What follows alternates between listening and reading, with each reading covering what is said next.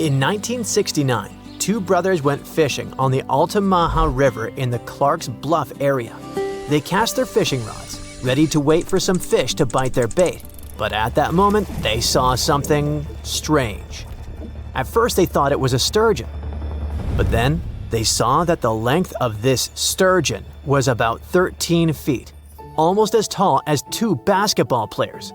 Of course, such a size didn't frighten the brothers because some species of sturgeon can reach a length of 24 feet, which is about 3.5 basketball players. Something else surprised them. The face of this creature resembled that of an alligator. The tail was horizontal. It had a triangular crest along its upper body and sharp metal-colored teeth protruding from its mouth. A creature that looked like a dinosaur was quite an unusual phenomenon for the time when Steven Spielberg was an aspiring young director and didn't even think about creating Jurassic Park. So, on that day in 1969, two brothers saw something elusive, like Bigfoot or the Loch Ness Monster. They saw a creature that had been the subject of stories for centuries, a creature that is being searched for even today. They met Altamaha. This is a famous in narrow circles monster that lives near the mouth of the Altamaha River in southeastern Georgia. People from the Lower Muskogee Creek tribe talked about it long before the British colonization. In ancient times, there were legends about a snake-like lizard that bellowed and hissed. So this monster has already been elusive for several centuries. But do you know what distinguishes Altamaha from Nessie, Chupacabra, and others? Yes, there are no bad quality photos or videos of Altamaha, but there's a huge amount of evidence from different periods.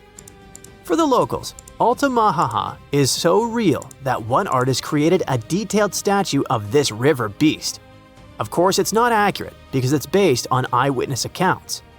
But you'll probably agree that it would be scary to see such a cute animal in the middle of the river while fishing. Almost all the stories are about a creature without hind limbs, but with front flippers, which swims like a dolphin, has a crocodile face, big eyes, and large, sharp teeth. It's gray or green with a whitish-yellow belly and a bony crest on its crown. And most interestingly, people have seen this creature in different sizes.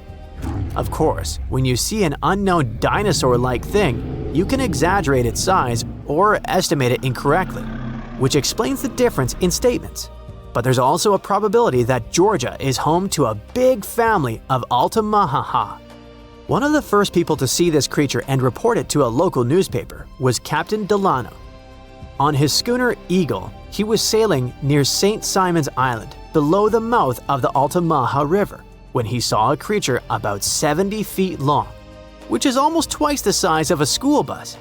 Its body was like a barrel, and its head was like that of an alligator.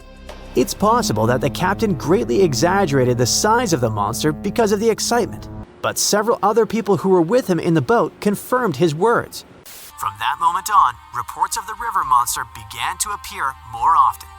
Someone saw it flashing along the river. Others saw how it behaved defensively towards people. And some people reported that Altamaha was just basking in the sun. Just imagine its displeasure. Not only fishers met Altamaha. In the 20s of the last century, lumberjacks were crossing the river and saw a huge snake-like monster. In 1935, a group of hunters saw a creature they called a giant snake. In the 1940s, Boy Scouts encountered a similar creature. And in the 1950s, two employees from Reedsville State Prison saw it. For so many years, people have been meeting it, and no one has ever managed to catch the monster. Perhaps it's smarter than it looks and always very careful. Maybe people are afraid to touch it. Perhaps they consider it a national treasure and protect it. But one day, there was a case when Altamaha almost fell into a trap. In the summer of 1980, two men saw a monster wallowing on a muddy shore. It seemed like it was stuck and trying to get out. The witnesses said that the rough, dark-skinned creature had finally left the shore, dived into the water, and disappeared. Later that year, another man said he had seen something similar. A snake-like large creature with two brown humps protruding from the water. It dived into the water and churned the surface, like a boat while moving. Other witnesses catching crabs described Altamahaha as the largest eel in the world. Okay, stop! Many saw it in the last century, but what about more recent news? Is the monster still alive? Oh yeah. In 2002, a man was pulling a boat upriver near the town of Brunswick when he noticed something large, 20 feet long and about 6.5 feet wide, breaking out of the water. In 2010, a photographer caught something strange on camera floating along a canal in the city of Darien. And these cases are just the ones we know about. Surely, many people have seen this thing but haven't talked about it in newspapers or on the internet. If you don't believe these stories, you can go to Darien, get on a boat, and ride along the river to see this monster with your own eyes. Yes, according to reports, this creature always tries to avoid people. It's very cautious, but all the same, you should not get too close to this water lizard twice the size of a school bus. Go to the Museum of Darien to take a photo of the Altamahaha statue. There are also souvenirs with the image of this monster. But let's assume that you or someone else managed not only to take a clear photo of the Altamahaha, but also catch it. What is the next course of action? What are you going to tell the world, and how will the world react to it?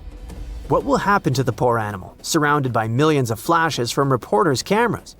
Will people make a show out of it or send it to a lab? Fortunately, in 2001, scientists already developed an action plan. This plan was drawn up by Scotland's nature agency, NatureScot, since they had concerns about the Loch Ness Monster. At some point, it became too popular and too many people tried to catch it, so the agency became concerned about saving the life of the famous creature. They showed the Nessie contingency plan that can also be used for any unknown animal that lives in water or on land. According to the plan, if the ancient lizard is captured, scientists should take its DNA sample and just release it back into the wild. Fair enough. The animal will receive the same legal protection as other local wildlife in Scotland. All attempts to catch it will be prohibited. But let's imagine that this is exactly what happens. Scientists receive a DNA sample of the Altamahaha, the Loch Ness Monster, or other similar creatures. What could those be? Some ancient descendants of dinosaurs? For example, the plesiosaur looks like a distant relative of these monsters. It's huge and has a long neck and a toothy mouth. What if it managed to survive and reach the Altamaha River? Or it may be a completely new, unknown species that lives in deep freshwater. Some people who saw Altamahaha said that it had produced a hissing sound. What if it's some kind of ancient python or anaconda that moved from land to water and grew fins? In any case, it should not be ruled out that it may be some kind of eel or sturgeon. One day, someone saw it, was impressed, and told other people about it with great exaggeration. Everyone believed it and started spreading the story. What do you think? Thanks to sci-fi, we usually imagine extraterrestrials as smart beings with huge heads walking on two legs. But if life really exists out there, it could look like, well, anything. From an upside-down nightmare to a weird water creature looking like it was drawn by a toddler. But we don't need to travel across the universe, just back in time. Because a long time ago, Earth already had a creature like that. This is the story of the Tully monster, one of the most bizarre creatures that scientists still can't explain. Around 310 million years ago, Earth was a drastically different place. Today, our continents are scattered like pieces of a broken plate, but back then, during the Carboniferous period, the planet had one supercontinent, Pangaea. That was more than 200 million years before a T-Rex was chasing down a Triceratops. Huge areas were covered in warm, shallow seas and swampy coastlines, with thicker air and higher oxygen levels. Oceans were filled with creatures that never made it past evolution's experimental phase, like this little guy. At one point, the area that's now Illinois was just shallow coastal waters and muddy shores. Sediment from rivers often buried marine creatures, and sometimes trapped them in iron-rich nodules before they could rot away. That's how soft-bodied animals, which usually don't leave fossils, were preserved in detail at a spot known as Mason Creek. Every single Tully monster fossil we know of comes from this one place. It's entirely possible that these strange creatures were swimming all over the prehistoric world. But this could be the only graveyard that had the needed chemistry to preserve their bodies until we found them. But wait, what exactly is this thing? Well, first off, it was named after Francis Tully, the Illinois fossil collector who first found it and brought it to scientists. And second, it wasn't a monster, that's for sure. The animal was pretty small, usually only about 3 to 14 inches long. It had a soft, swimming torso shaped like a thick worm or a slug without any hard shells or bones. But its front end was both the coolest and the weirdest part. It had a long, flexible nozzle sticking out of its face, almost like a vacuum hose, except at the end of that hose was something resembling a claw. The snout itself wasn't rigid, it could extend and bend, similar to how an elephant uses its trunk, or how an octopus reaches with an arm. So instead of biting prey directly, it probably reached out with its face tentacle, grabbed a snack, and pulled it in. Its eyes were another weird, one-of-a-kind feature. They were positioned on a stiff horizontal bar extending from its head, with one eye at each end. This setup gave it a wild field of view, similar to how a periscope or side-mounted cameras can help you see more. Most animals fall into two groups, vertebrates and invertebrates. Vertebrates have a backbone like fish, dinosaurs, dogs, and us humans. Invertebrates don't, like worms, snails, and insects. The Tully monster is one of the rare cases where scientists still argue what it was. When scientists look at the fossils, they see a pale stripe running down the middle of the body. One group says that's just a gut line, which would put the Tully monster in the squishy invertebrate camp, meaning it was a weird swimming slug. But another group claims that it was a notochord, a kind of primitive stiffening rod that evolves into a spine. If they're right, that would make the creature a vertebrate, a distant cousin of fish and even us. Basically, all of this makes the Tully monster a mix of a fish, a worm, and a crab, something never found since. Based on that soft, squishy body and little stabilizer fins, we know the Tully monster wasn't exactly racing other fish. It wasn't fast like a shark. It was more of a slow-motion cruiser. It probably drifted through the water using that long snout to poke around in the mud for jellyfish, sea cucumbers, or maybe even some rotting stuff. Despite its scary-looking claw and eyes, we can't tell for sure if it was a predator. The Tully monster was pretty well adjusted, so we don't know why it went away. If we look at the fossil record, this creature had disappeared way before the massive extinction events wiped out the dinosaurs or the earlier marine life. There wasn't an asteroid or a volcano involved. Perhaps it vanished because its home wasn't the same anymore. Remember, the Carboniferous period was a wet, swampy world.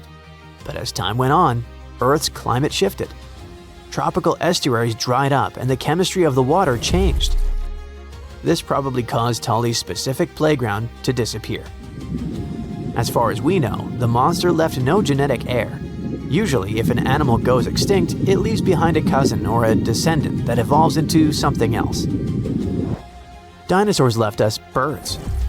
Ancient fish left us, well, modern fish. But the Tully monster remains unique. There's nothing alive today that looks remotely like it. And that's exactly why scientists are still pulling their hair out trying to classify it. We aren't confused because we're missing the pieces. In fact, we have over 2,000 fossils. We're confused because we have nothing to compare it to. And who knows, oceans are largely unexplored, so we might run into some new creature eventually that will add new pieces to the evolutionary puzzle. The Tully monster might be the captain among the weird prehistoric swimmers, but it definitely wasn't alone. If we look back at the fossil record, especially during the Cambrian and Permian periods, we'll find a whole gallery of evolutionary experiments that look like they were designed by a committee of ETs. For example, we had hallucigenia, our upside-down creature. When scientists first found fossils of this tiny worm-like creature, they didn't know which side was up. On one side of its body, they saw long, sharp spines. On the other, they saw soft, stubby protrusions. They assumed the tough parts were legs and the soft protrusions were tentacles on the animal's back. Years later, better fossils revealed it was actually the other way around. The whole animal was put together upside down. The spines were like defensive spikes sticking up, and the softer parts were actually short legs meant to touch the ground. In other words, it wasn't walking on stilts at all. It had been upside down the whole time. Then there was Opabinia. This thing looks like a shrimp that got extremely confused. Most animals are happy with 2 eyes. Spiders have 8, but Opabinia decided it needed 5 for some reason.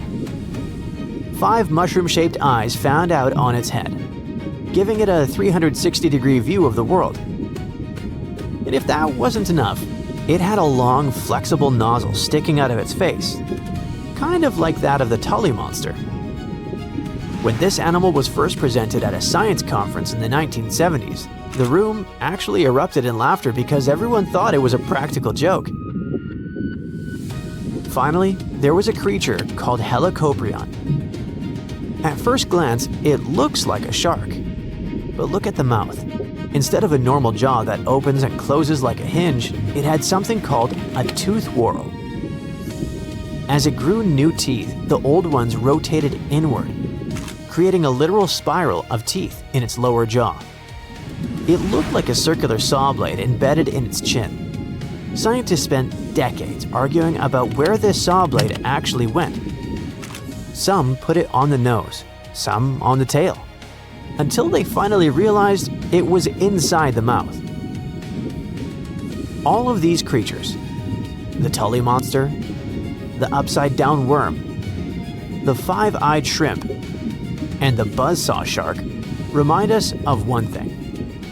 We think we know what life looks like, but the history of our own planet proves that biology can be stranger than any sci-fi movie. We shouldn't assume evolution follows a straight line toward normal animals like us. Sometimes it takes a detour into the Twilight Zone. You've probably heard that more than 50 ships and 20 aircraft have disappeared in the Bermuda Triangle area over the past few centuries. But do you know how many disappearances have occurred in the Alaska Triangle area since the 1970s? 20,000. 20,000 disappearances in the last 50 years. 2 questions.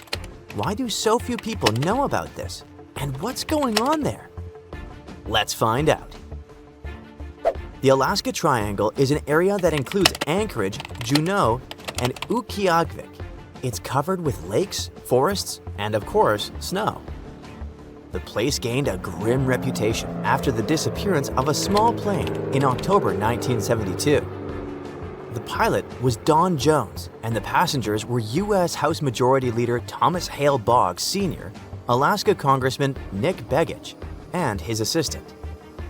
In short, there were big shots from the country's leadership. They flew out from Anchorage to Juneau and just disappeared into thin air. No plane debris, no messages from the pilot, no information at all. The plane just vanished.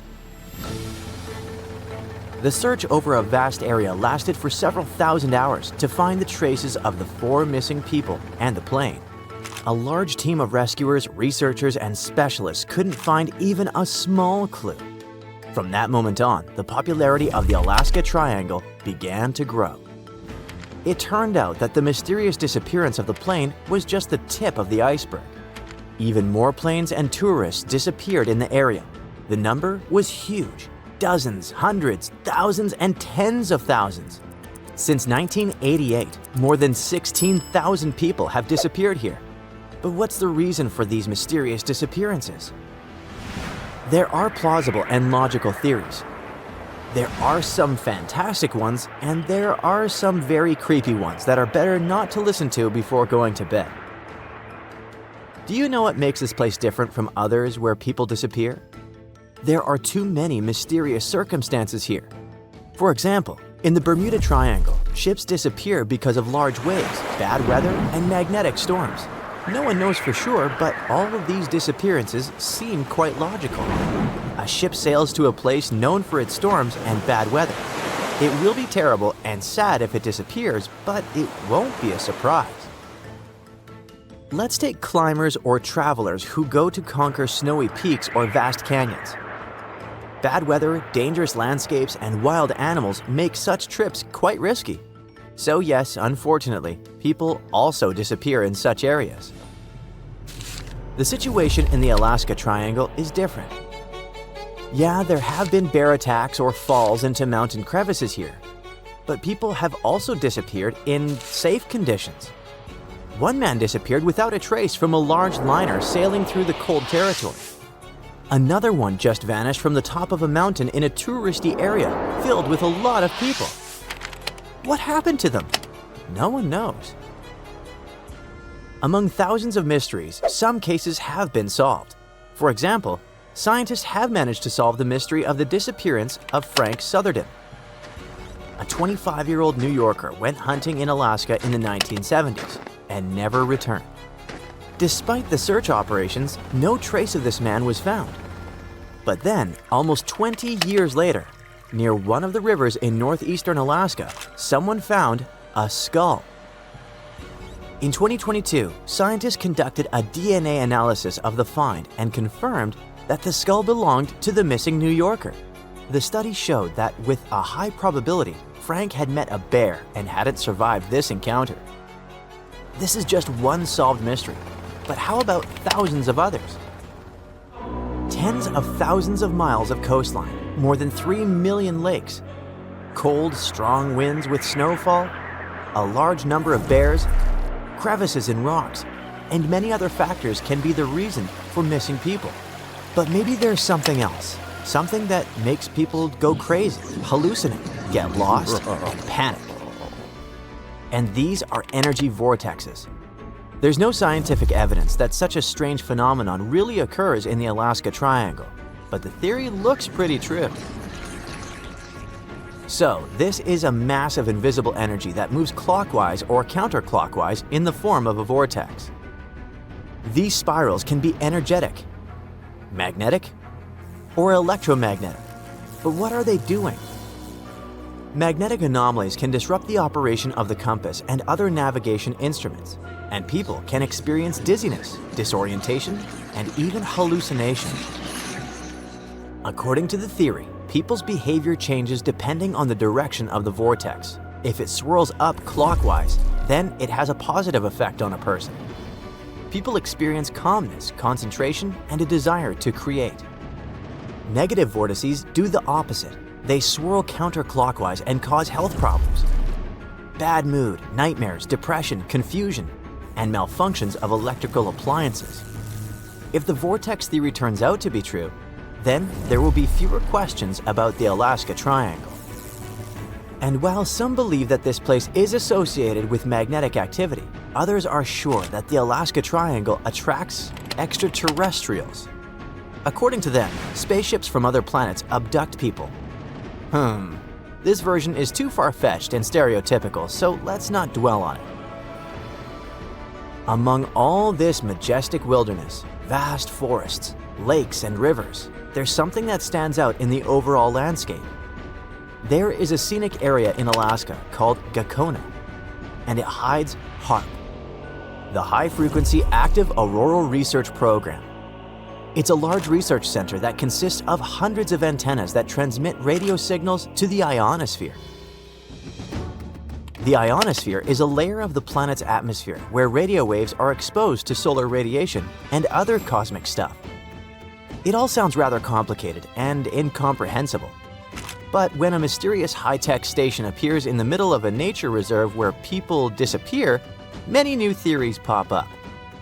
Some believe that HAARP is capable of changing the weather, disabling satellites, and controlling people's minds. But would someone conduct experiments in such a place? And what's the point of this? In short, the HAARP version doesn't seem very realistic. Experienced travelers are sure that the main danger in the Alaska Triangle is Alaska itself, with all its harsh weather conditions. Others believe that secret experimental laboratories, energy anomalies, and visitors from other planets are to blame. But how about hearing the opinion of those who call this place home? Native tribes of Alaska have several sinister versions for you. Some people tell each other the legend of the mysterious Alaskan hairy man. It can imitate the voices of women and children to lure fishers and hunters into a trap. Imagine that a traveler passes through a forest and hears a woman's cry for help. "I'm stuck here, someone get me out, please." Of course, the guy runs to help. He gets to the place, but instead of a woman, he sees a big, hairy creature. The traveler's scream rings through the forest. Another legend tells us about the Keelut, a scary, dangerous monster that looks like a black, bald dog. It stalks people at night and does it stealthily, unnoticeably. Legends say that the Keelut leaves no footprints in the snow, so hunters are unaware of its pursuit. You don't hear the sound of crunching snow, but you certainly feel that there's something sinister behind you that wishes you harm. Ugh, it's scary. In the forests, mountains, and fields, you can meet the Alaskan hairy man and the Keelut. And in lakes and rivers, something scarier awaits you. Meet the Trypophobic, a human-like aquatic creature with green, scaly skin, long, wet hair, and long nails. According to the Inuit legends, this creature wears women's clothes and a bag where they put a kid. This monster sings sweet songs to lure little girls and boys closer to the water and take them away forever. Of course, the legends about all these monsters are just fairy tales. But the danger of the Alaska Triangle is quite real. Not because of all the rumors about anomalies and strange occurrences, but simply because it's a vast wilderness area. Such areas are dangerous in various parts of the world, not just Alaska. And in fact, all the mysteries surrounding disappearances are simply exaggerated by scary stories and popular media. After all, if you look at the statistics of disappearances in other parts of the country, it turns out that the Alaska Triangle is not such a unique place. You know, it's pretty tough to come up with something original when you've never seen it before. But what about those creepy mythical creatures then? Werewolves, vampires, or let's say, cyclopses? Don't worry, cyclops as we picture them never actually roamed the earth, as far as I know. But their creation definitely had some real-world inspiration. Turns out, ancient tales of these one-eyed giants might have been stirred up by a certain animal, dwarf elephants. Let's rewind to the Pleistocene era. It's where the inspiration for Cyclops lies. When sea levels were lower, animals could waltz from one island to another. Elephants and mammoths were just chilling together. But then the Ice Age ended, and ice melted, and bam! Those land bridges were underwater, leaving some animals stranded. With food running low, smaller elephants had the best chance at survival, leading to dwarf versions that were just about 3 feet tall at the shoulder. Now, here's where it gets interesting. When those little elephants passed away, they left behind skeletons that might have looked like a giant with a single eye. The trunk, which is soft and doesn't fossilize well, was gone. And without tusks, the skulls could totally resemble something out of a monster mash. Yikes!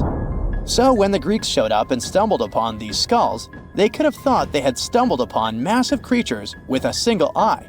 And poof! The legend of the Cyclops was born. Remember that cute cartoon about a mermaid? Well, sorry to break your pink glasses, but the true story didn't end happily. The Little Mermaid and Eric did not tie the knot. In Hans Christian Andersen's original fairy tale, the Little Mermaid is faced with the choice to slay the prince. However, when it's time to act, she discovers that she is unable to harm him. Instead, she chooses to sacrifice herself to save him, ultimately turning into sea foam. Right, but where does the mermaid character come from? Hans Christian Andersen wasn't the first to dream up mermaids. Long ago, people thought the ocean was full of all kinds of mythical beings, like krakens and sea serpents, adding a bit of mystery to the waters. The earliest known half-fish, half-human character is Wanus, a Babylonian deity from the 4th century BCE, who swam ashore by day and returned to the sea at night. Similarly, ancient Greek sirens, initially depicted as birdwomen, lured sailors to their demise in Homer's Odyssey. Over time, they've turned into the fish-tailed mermaids we know today, with the word siren now often meaning mermaid in several languages. Traditionally, they're wicked. Sure, mermaids are just make-believe, but their stories can grab people's imagination. Like Christopher Columbus. When he sailed in 1492, he swore he saw a mermaid. Spoiler alert, it was actually a manatee, which is basically the original sea cow. And they're not even that much of fish, they're closer relatives to elephants. Now, it might seem strange to mix up a lazy sea creature with a gorgeous half-fish lady, but it's not just Columbus who made that mistake. That's why manatees and their cousins, dugongs, are grouped together in Sirenia. In Japanese folklore, certain animals are attributed with supernatural qualities believed to affect human affairs. These entities fall under the category of yokai, specifically known as henge or shapeshifters. The most notable among these creatures are the cunning fox spirits called kitsune and the tanuki. Let's tackle this one step at a time. If you Google tanuki, you'll get a bunch of adorable pics in Google Images. The reason for that is simple. It is indeed tanuki in Japanese, but in English, we should say Japanese raccoon dog if we want to refer to an actual animal. However, the word tanuki can have two meanings, both an actual animal and its folklore namesake. The mythical version, called bake tanuki, pops up in stories and legends all over Japan, while tanuki are real animals. Bake tanuki are portrayed as quirky, supernatural beings. In some areas, the tanuki is said to have shape-shifting abilities, similar to those of foxes. It can become anything or anyone, and some stories even claim that it can possess humans. Now, kitsune are inspired by foxes. Their looks speak for themselves. These magical animals get wiser and more powerful as they age. Just like tanuki, they can shapeshift into humans or other forms, and they're known for their tricks. While some stories talk about kitsune playing pranks, others show them as loyal friends or even lovers. Back in ancient Japan, foxes and humans hung out a lot, leading to all sorts of legends. By the way, the number of tails a kitsune has is the key. The more tails, up to 9, the older and more powerful it is. Some folks even make offerings to them as if they were deities. I mean, who wouldn't want a wise fox on their side? Today, dire wolves are widely recognized due to their connection with the Stark kids in Game of Thrones. However, these creatures were not merely a product of the show's creators' imagination. Much larger than contemporary wolves, dire wolves inhabited the Americas until their extinction around 10,000 years ago. Over 4,000 fossilized remains of these animals were unearthed at the La Brea tar pits in Los Angeles, where they may have become trapped while scavenging on the remains of other animals that had fallen in. The dire wolf had an exceptionally large skull, yet its brain was smaller compared to that of modern wolves. If they had possessed larger brains, they might have been more discerning and recognized the dangers posed by the tar pits. Additionally, while there is no record of albino dire wolves, albino cubs have been documented among modern wolves. Check out this creepy sea serpent with multiple heads. It's called the Hydra in Greek mythology, and according to the legend, one of its 9 heads was immortal.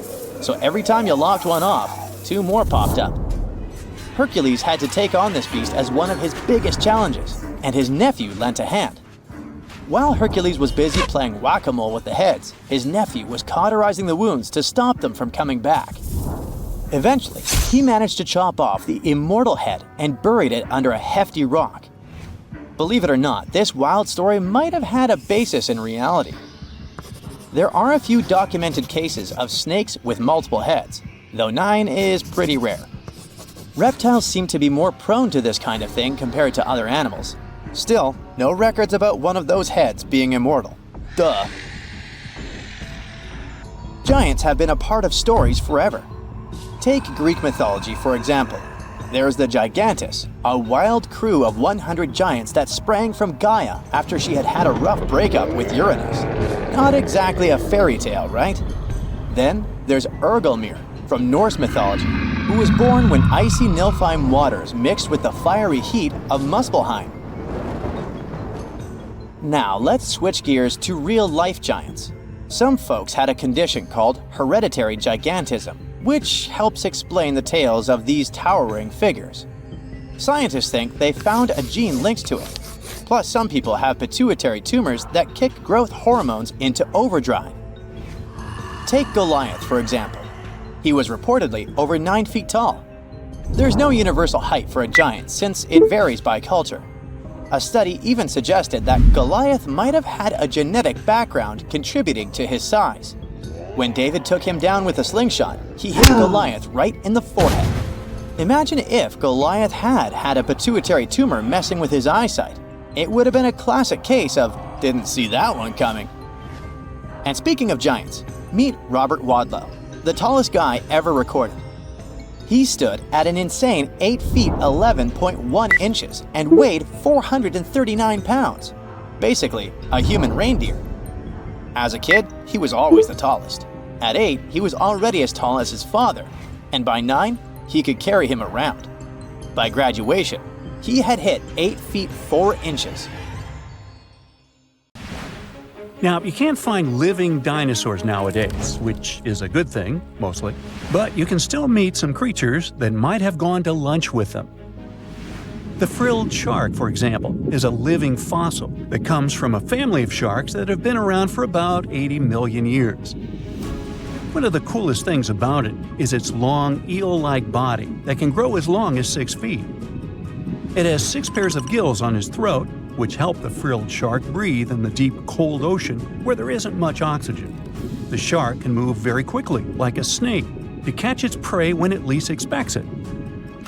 Little frilled sharks take an exceptionally long time to grow, up to 3.5 years, which is one of the longest times for any animal with a backbone. The Chinese giant salamander is another living fossil that can tell you what was going on Earth around 170 million years ago. Now, when I say tell, I really mean it, as it can make sounds like hisses, whistles, and barks, and even a noise that sounds like a crying kid.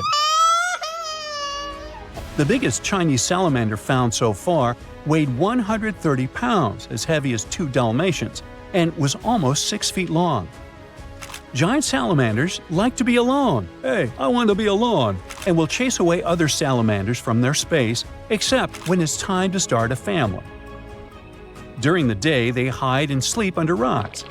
They can make a special substance from their skin that keeps predators away. Now, gharials are reptiles that have been around for about 38 million years. They live in India and Nepal in slow-moving, muddy rivers. Sadly, there are very few gharials left in the wild, less than 100. These creatures can't control their body temperature, so they need to sunbathe to get warm or cool down in the water if they get too hot. Their eyes are close together and face forward, which helps them see in 3 dimensions and judge distances more accurately. Gharials also have a transparent third eyelid that protects their eyes when they're underwater. They have over 100 sharp teeth, but they can't chew their food. Instead, they use their strong jaws to grab prey and then, swallow it whole. The alligator gar is a fish that has a family history of more than 100 million years. It still has some cool features from ancient times, like being able to breathe both air and water. It also has a special spiral-shaped intestine, like a shark. The alligator gar is one of the biggest and heaviest fish in North America. Just like an alligator, it has a long body and snout, plus a row of sharp teeth. But instead of legs, the gar has fins to help it swim underwater. The tuatara isn't a lizard as you might think, and isn't a dinosaur either. This New Zealand resident is one of the most unique animals in the world. Scientists love studying tuataras because they can help us understand how today's lizards and snakes evolved. One of the coolest things about the tuatara is its third eye, called a parietal eye, on its head. It has its own lens, retina, and a nerve that connects it to the brain. Scientists think it might help the tuatara know when it's light or dark outside and absorb sunlight to make vitamin D or help them keep their body temperature exactly right. Tuataras can live an extraordinarily long time, up to 100 years. Cassowaries are the youngsters on our list, as they've been around for only 60 million years. They have some things in common with dinosaurs, like their 3-toed feet and how they breathe. Cassowaries love to eat fruit, lots and lots of fruit. This love of fruit helps the rainforest because when cassowaries eat the fruit, their bodies don't harm the seeds inside. As they move around the forest, they spread these seeds, you can guess how, with their own natural fertilizer, helping new plants grow. Cassowaries are big birds, about 6 feet tall and weigh over 100 pounds. They have a special claw on each foot that is 5 inches long, and they can use it to kick real fast. If they feel threatened, they can charge, kick, and even jump on someone. They can also leap up to 5 feet in the air. So, the best thing to do is stay far, far away from where they live. The order Notostraca is a group of crustaceans that you may know as tadpole shrimp or shield shrimps. These animals have been around for about 360 million years. They have a wide, flat shell that covers their head, and they have a pair of eyes on top. These creatures can be found all over the world in different kinds of water, like freshwater, brackish water, and even salty pools. They can also look different depending on where they live.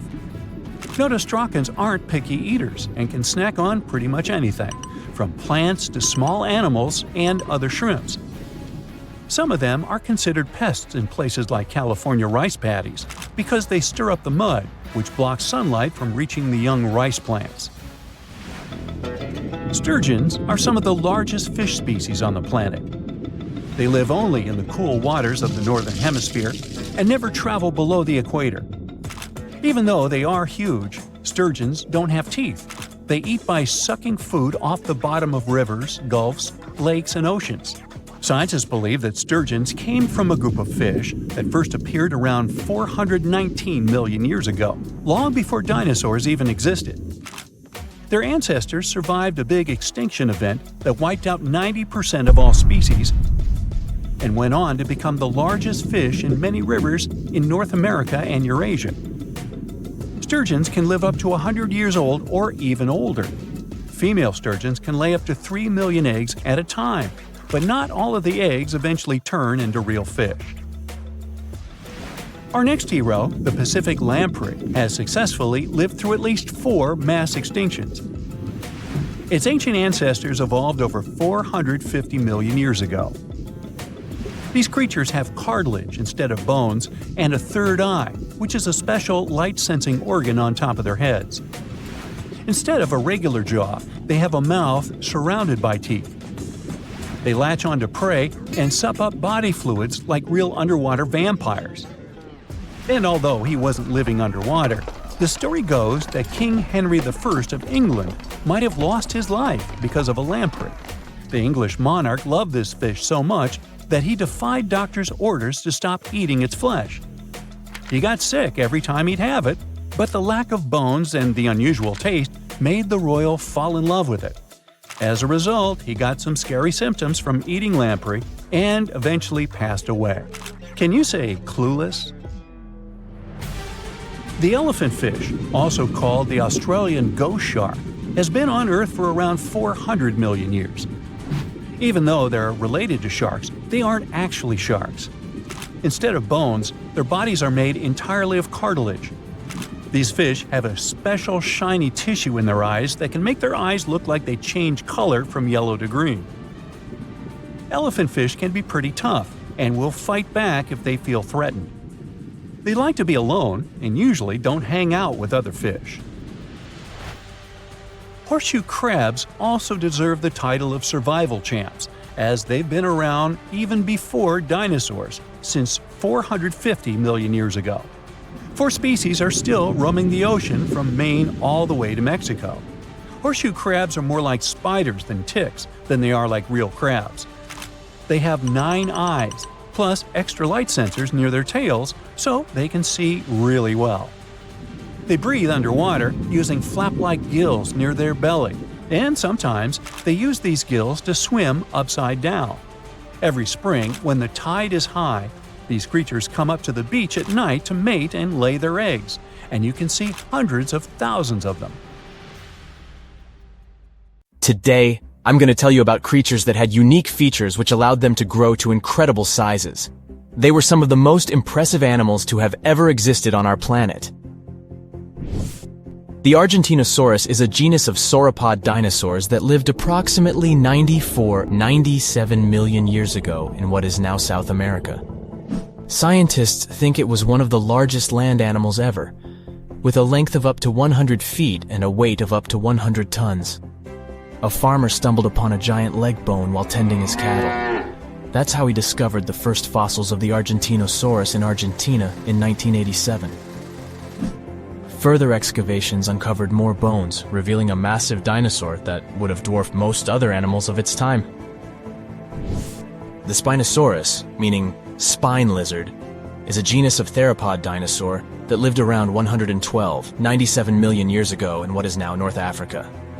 It is believed to be one of the largest carnivorous dinosaurs to ever exist, with a length of up to 60 feet and a weight of up to 23 tons. The Spinosaurus is known for its distinctive elongated sail-like structure on its back. It was likely used for thermoregulation. It also had long crocodile-like jaws that were lined with sharp teeth. This allowed the creature to catch and eat large prey, such as fish, crocodiles, and other dinosaurs. The first fossils of the Spinosaurus were discovered in Egypt in 1912. The sperm whale, Physeter macrocephalus, is a species of toothed whale that is the largest toothed predator on Earth. It also has the largest brain of any animal species. It is found in oceans all over the world and can dive to depths of up to 7,000 feet in search of food. You can easily recognize sperm whales by their massive, block-shaped heads, which can measure up to 1/3 of their total body length. They have dark brown or grayish-blue skin and a distinctive wrinkled appearance. The Titanoboa is an extinct genus of a giant snake that lived approximately 58 million years ago. It is considered to be the largest known snake ever. It could grow up to 42 feet and weighed around 2,500 pounds.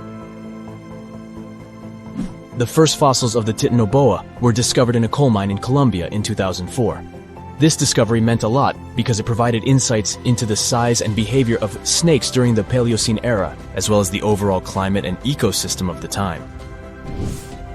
The blue whale, Balænoptera musculus, is the largest animal on Earth, measuring up to 100 feet in length and weighing as much as 200 tons.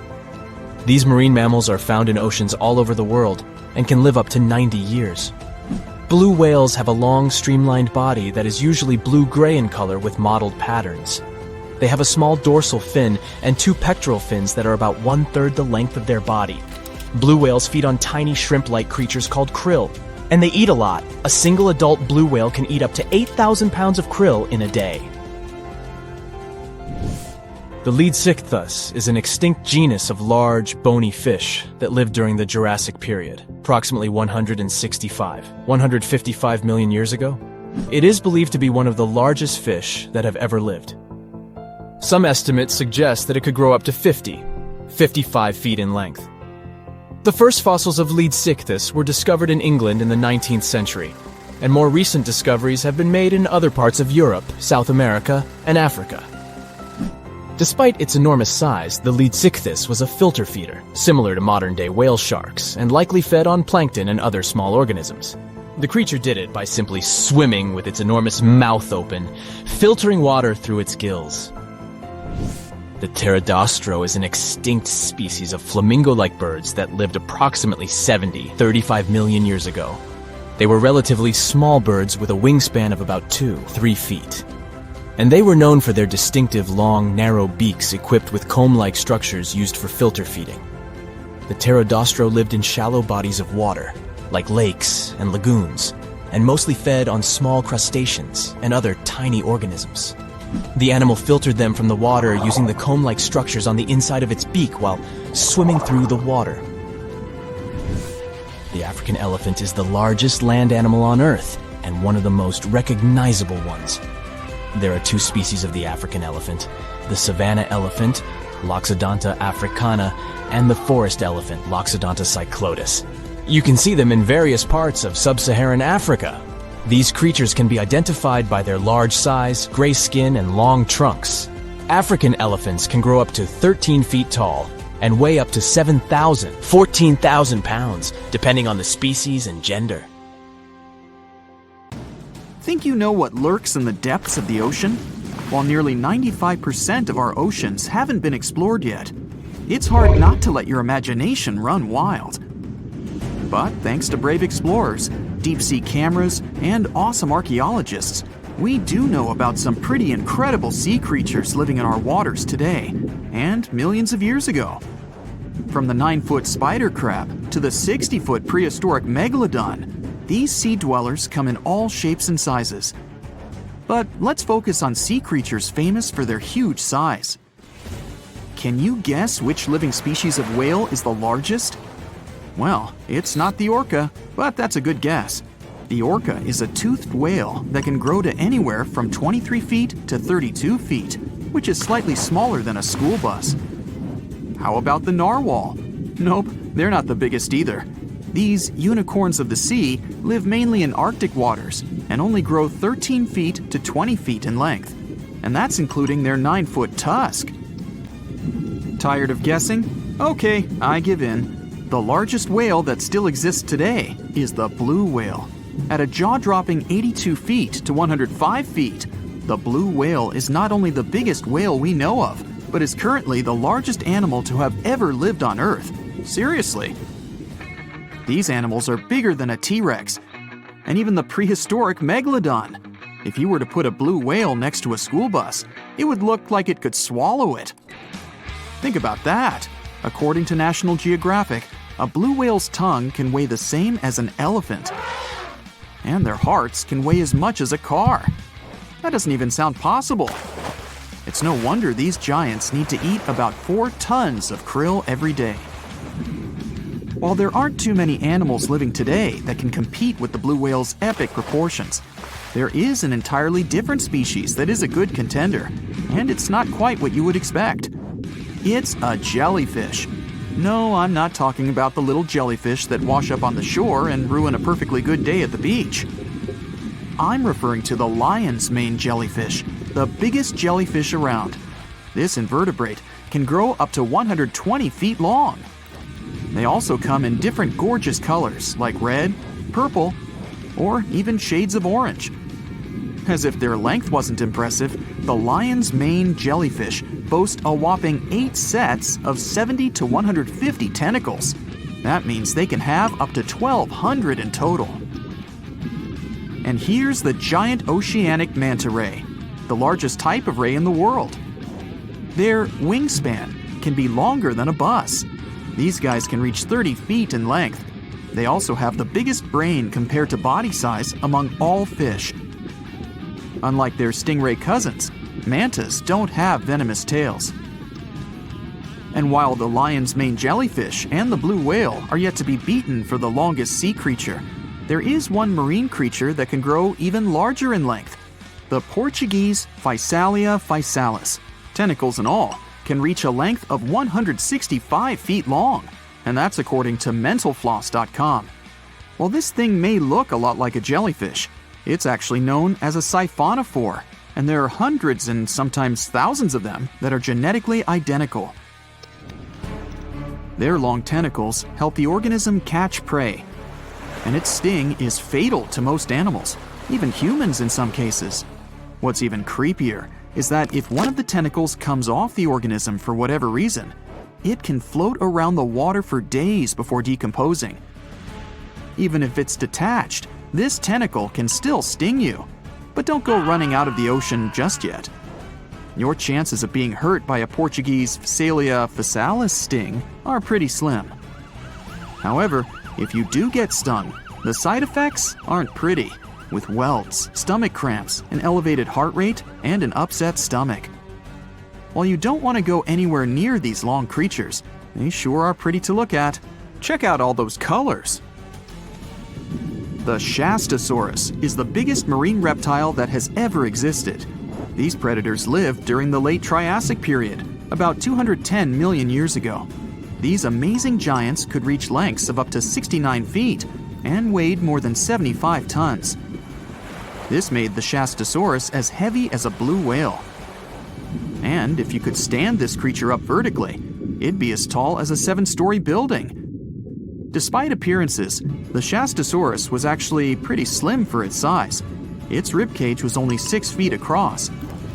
You'd think that this big guy was chowing down on other dinosaurs, but that's not the case at all. This reptile survived on a diet that consisted of small fish and cephalopods, like octopuses and squids. The Albertonectes is a bright representative of the Plesiosaur family, meaning that this marine reptile had a small head on an incredibly long neck and large flipper-like limbs that helped it move through the water. These creatures occupied the seas around North America 76 to 70 million years ago. The length of this sea monster could reach 38 feet, with its neck taking up 23 feet of that length. Its neck was a true record breaker. It had a whopping 76 bones in it. No other animal known to humankind has had so many vertebrae in its neck. Scientists aren't sure why they needed such a lengthy neck. They might have used it to collect shellfish off the seabed, or perhaps it helped them capture their main prey, fish and squids. This aquatic reptile also had gastroliths in its stomachs. Some of them were as big as 5.5 inches in diameter. The Tylosaurus belonged to the Mosasaur family. It dominated the shallow seas of North America about 85 to 80 million years ago. This was an enormous predator, with the biggest representatives reaching 45 feet in length. It had a narrow hydrodynamic body with a blunt, powerful head that the animal used to ram and stun its prey. Its body was equipped with agile flippers and a long tail decorated with a maneuverable fin.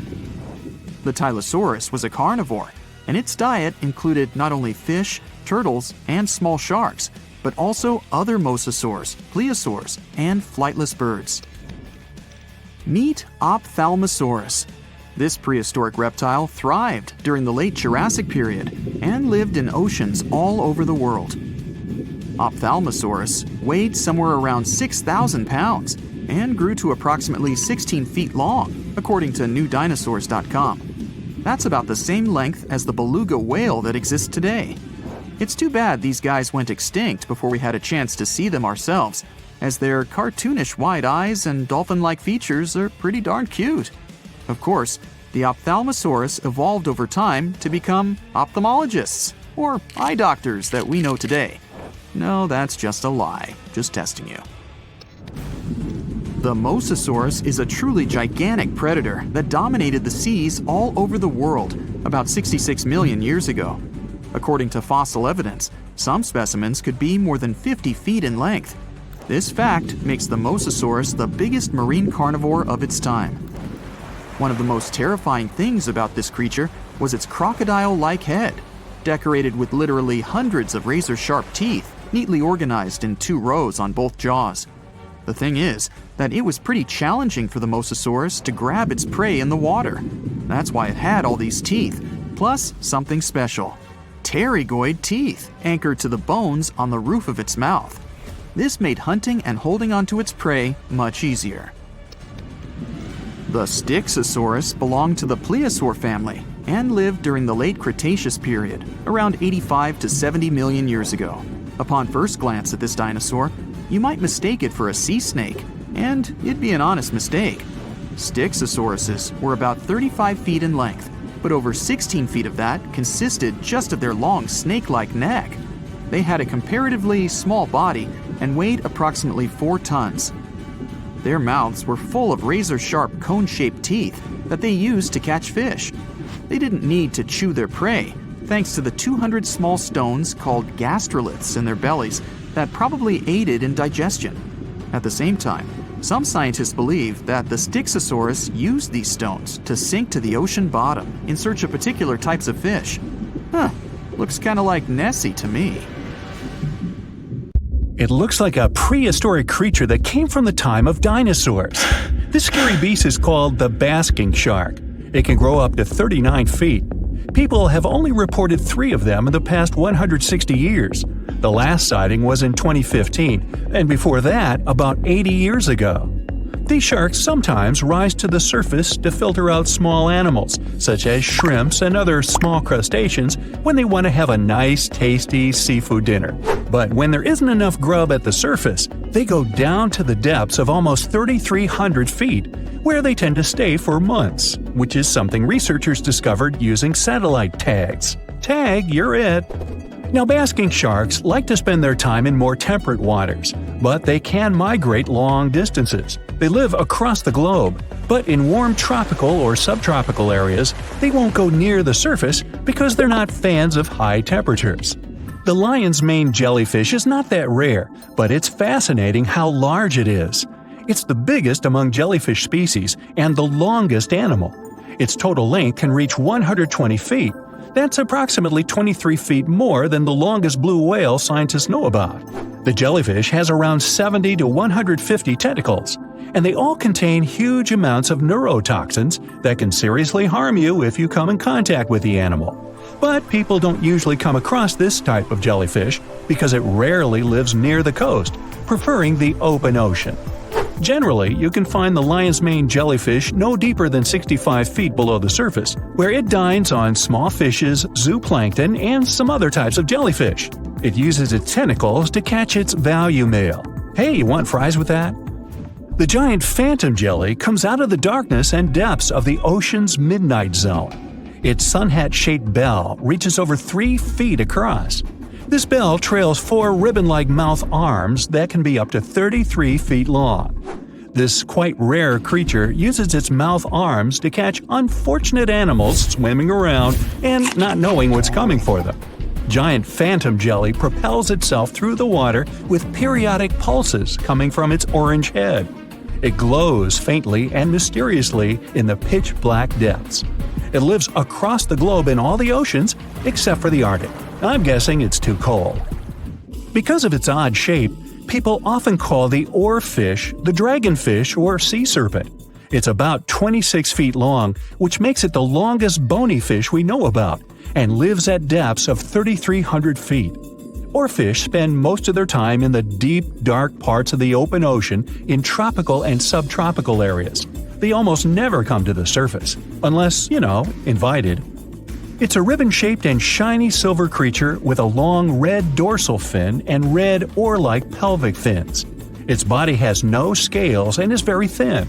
The fish can grow to a length of about 30 feet and weigh 660 pounds. Oarfish have really big eyes that help them see better in their dark, scary surroundings. The frilled shark is definitely one of the gnarliest-looking marine animals out there. If you saw it somewhere, you'd probably think you went back to the age of dinosaurs. Yup, the frilled shark is a prehistoric creature because its roots go back 80 million years. This living fossil can grow to be 7 feet long. It got its name from its frilly gills. Even though frilled sharks have the shark part in their name, they swim similar to an eel in a distinctly serpentine way. Its mouth is terrifying. Similar to the maw of the great white shark, it has 300 trident-shaped teeth lined in 25 rows. Hey, come a little closer, huh? Researchers discovered this creature in the 19th century, but people rarely see it, and no wonder. It usually lives at depths of between 390 and 4,200 feet. Most of the time, the frilled shark feeds on squid, swallowing them whole. Its long jaws allowed the frilled shark to gape extra wide and swallow animals half as long as its entire body. Goblin sharks are very rare. Researchers have spotted fewer than 50 of them in more than 120 years. But maybe that's for the best, since we're talking about a pretty scary fella with a narrow snout and sharp teeth. It's also capable of thrusting its entire jaw outward when it wants to catch something. Sounds familiar. As it's lurking through the dark depths of the ocean, a goblin shark sees a small squid that looks quite yummy. The dangerous animal inches toward the squid. When the poor creature notices the predator, it tries to dart away, but it's too late. The shark has already thrust its jaw the whole 3 inches out of its mouth. This jaw is connected to the flaps of skin the shark can unfold.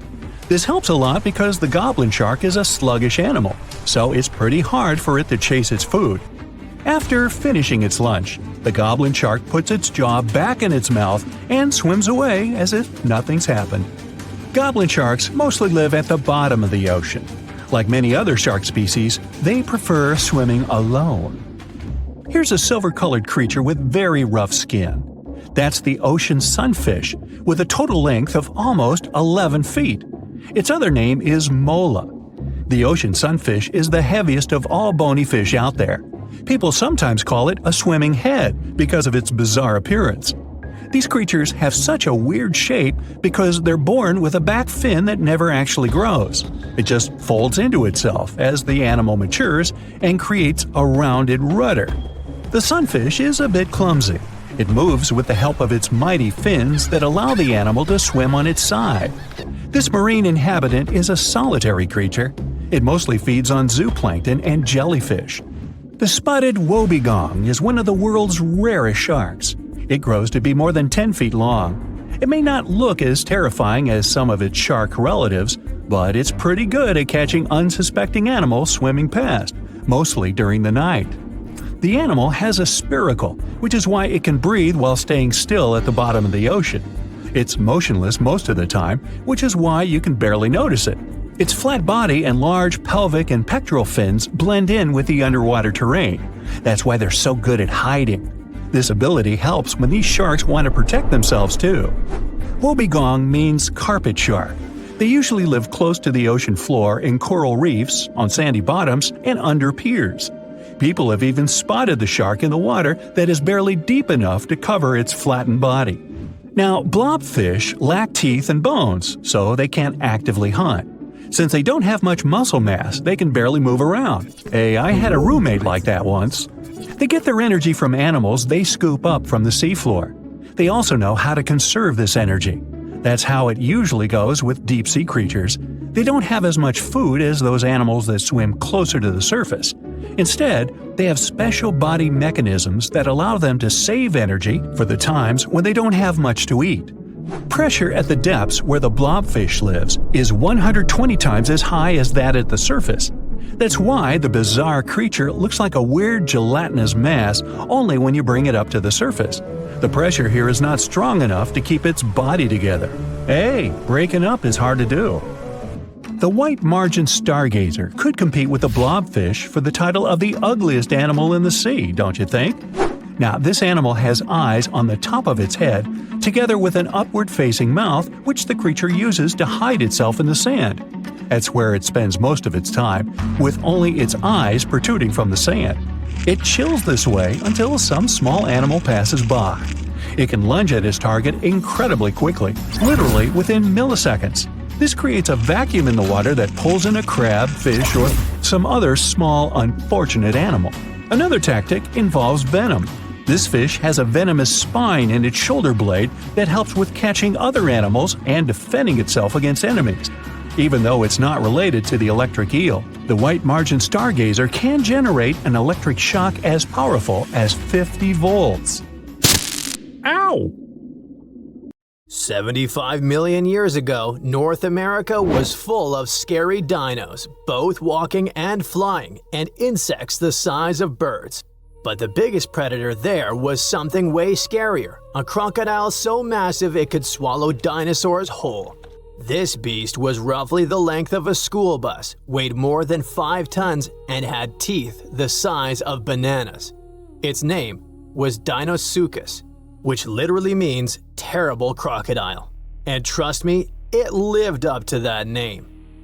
Scientists have found its fossils all across North America, from Mexico to Texas to New Jersey and Montana. It means this monster could live pretty much anywhere it wanted. It wasn't picky. It roamed rivers, swamps, and even coastlines. And when it was hungry, anything that moved was fair game.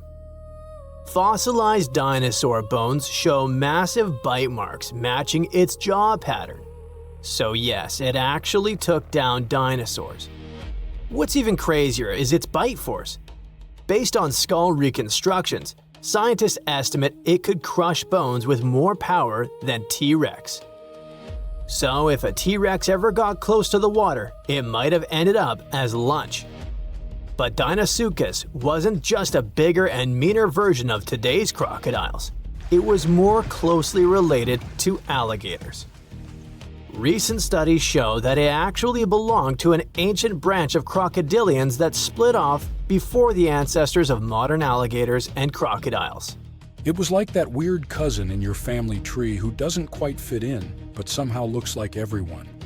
It had traits from both groups, like salt glands that helped it survive in both freshwater and saltwater. That's rare because most crocs today can't handle salty environments for long. This feature might have been its secret superpower. Around that time, North America was divided by a massive inland sea called the Western Interior Seaway. It stretched from the Arctic Ocean down to the Gulf of Mexico. Deinosuchus could travel across it, sneaking along the coasts and striking anywhere there was food. Still, scientists argue about its favorite hangout spot. Some say it mostly lived in rivers and swamps, and the fossils found near the coast just happened to be preserved better there. Others think it really did patrol the ancient shoreline, waiting for dinosaurs that wandered too close. Either way, this reptile ruled its world, and the climate of its time helped it thrive. The late Cretaceous was a warm, humid idyll filled with wetlands, forests, and endless food sources. Giant turtles, fish the size of cars, and whole herds of herbivorous dinosaurs gave Deinosuchus an all-you-can-eat buffet. As long as the ecosystem stayed stable, it could keep getting bigger and bigger, and it did. Throughout Earth's history, huge crocodiles have evolved again and again. It's like nature's favorite blueprint for apex predator. Even today, Nile crocs and saltwater crocs are living proof that this ancient design still works perfectly. Some scientists even joke that crocodiles are basically dinosaurs that decided to chill and wait it out. They survived mass extinctions while most other big reptiles vanished. Deinosuchus wasn't so lucky and went extinct around 73 million years ago, most likely because the environment changed and its food sources dwindled. But the ocean is still full of mysteries. Maybe some gigantic croc-like beasts are still lurking out there. And while we're guessing, let's look at some other prehistoric creatures that make scientists rewrite what they thought we knew about life on Earth. First up, we have the Dragon of Death. Don't even make me pronounce its full name, Thanatosdracon amaru. Scientists found its bones in western Argentina, in formation layers called the Plautier Formation, from about 86 million years ago, the late Cretaceous. This creature wasn't just big, it was gigantic for a flying reptile. Judging by some of its bones, it has a wingspan somewhere between 23 and 30 feet. That's like a small plane wing outstretched. It's officially one of the largest pterosaurs ever discovered in South America. Its fossils are pretty well preserved, including parts that are usually squishy and fragile in flying reptiles like vertebrae and limb bones. This gives scientists clues not just about how it moved, but about what ecosystems were like back then. Looks like it enjoyed marshy floodplains, big open skies, and plenty of prey below. Our dragon likely used its size to its advantage, either going after small dinosaurs or scavenging. The fact that this massive creature managed to evolve wings capable of flight is just crazy. Next, we've got a creature that looks like a mix of a dino and a skunk to me, Stegosaurus elengasen.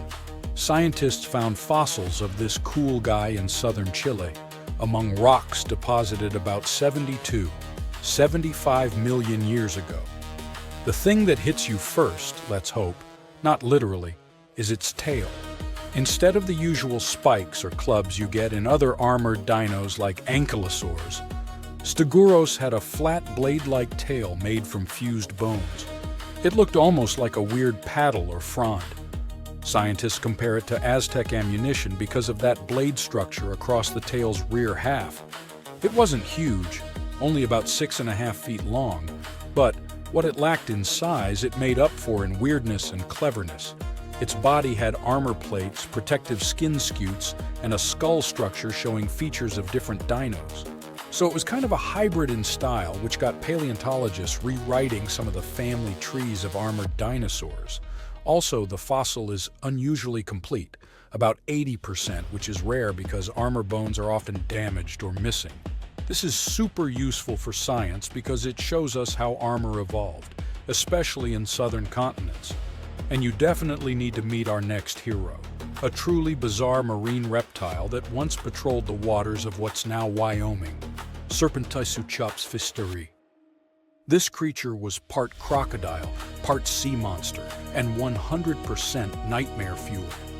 Scientists first found its fossils over 25 years ago, but they only recently managed to piece together enough of its remains to truly understand it. It had a super long neck, which was normal for plesiosaurs, and a croc-like skull and body. Most fossil books would tell you these traits shouldn't exist in the same animal. So this guy was a stunning exception. Paleontologists have found its lower jaw, a large portion of its skull, neck vertebrae, tail, and ribs. So they were able to reconstruct not just what it looked like, but how it likely moved, swam, and hunted. About 35% of its body is preserved, which is not so often for marine reptiles, and it lets scientists learn a lot about its lifestyle. With its long neck and the power of a crocodile, plus a super combo of speed, reach, and bite, this guy was most likely a top predator of its time. Last but not least, we have this cool dino, Duonicus tsokhtbatari, that lived in Mongolia's Gobi Desert around 90 to 95 million years ago during the Cretaceous period. It wasn't a meat-eater like T-Rex, but more of a plant muncher. It grew to about 10 feet long, roughly the size of a tall adult human lying down, and weighed around 575 pounds. Pretty hefty for a leaf-eater. The craziest thing about this heavy guy was its hands. It only had 2 fingers on each hand, and each finger carried a giant curved claw about a foot long, covered in keratin, the same stuff your nails are made of. That keratin actually added over 40% to the claw's length, which is super rare to see preserved in fossils. Because of that, scientists can actually study the full shape and structure of the claw, not just the bone. Its hands weren't just for show, though. We can see fused wrist bones and stiff joints in the fossil, which means it could grab and pull down branches to eat leaves. So, having fewer fingers could actually be a bonus if your goal is to reach and rip down vegetation. It's a really cool example of how dinosaurs adapted in weird and specific ways to survive. Scientists have finally solved the Loch Ness Monster mystery. Here's the spoiler, you ready? It's not a real monster. It's probably a dinosaur that survived through the ages, or just a bunch of debris floating on the water. Thanks to many findings on the Loch Ness creature, we have proof of another story to tell you. It was 1933 when a man named George Spicer and his wife were driving along the shores of Loch Ness. That's when they saw something massive with a long neck moving across the road.